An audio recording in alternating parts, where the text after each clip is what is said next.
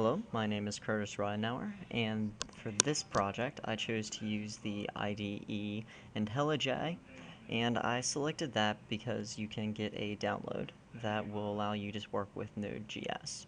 Upon starting up your project, it will create a lot of these files, and you have the option to choose between Jade and EJS. I chose to use EJS instead of Jade because it actually just writes everything in HTML with those files, so I wouldn't have to learn a new language.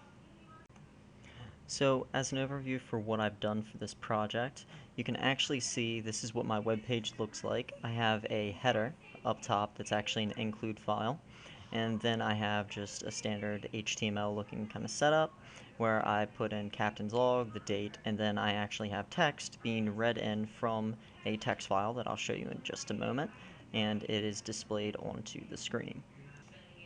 And back to the code. So essentially what you can do, you can just simply get the style sheets, you upload those, there's actually a space for it, and like I said, I used Bootstrap from the previous project just because it gave me a nice little area to start working from. And then I went into my index.js, and essentially all this was created except for the center section, where basically I tell my program that I want to read a specific file, and that you can actually see right here, and I want to take all that text and put it into, in this case I named it alpha.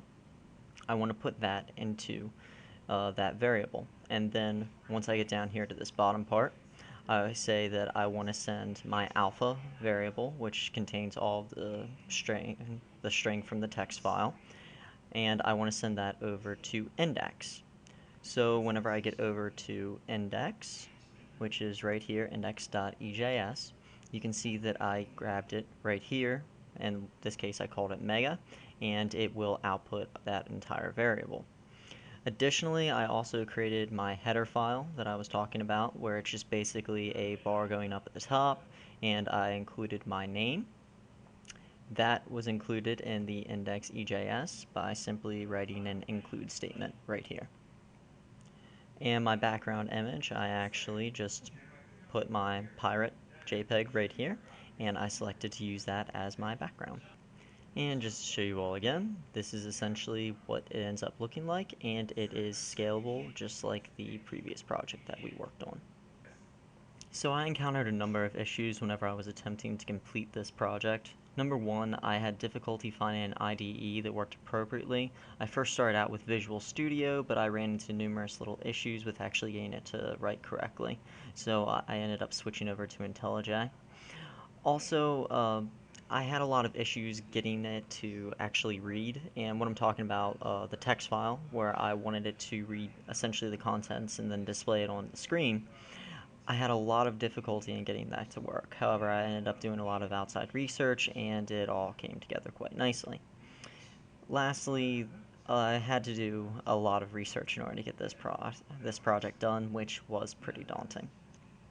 So there are many reasons for why a developer would actually use Node.js. It began, it's essentially running off of Google's V8 engine, and it allows the developer to use JavaScript on the server side. It gives you real-time web-based applications, and they are two-way connections that go back and forth, and you have an asynchronous design, meaning that your project can actually go very quickly because everything's going to happen all at once. That being said, it can be very CPU intensive. It's also very easy for a user to learn because it is essentially written in Java, which is something that many developers know at this point. And I came across several example sites that actually use Node.js, and those were LinkedIn and PayPal.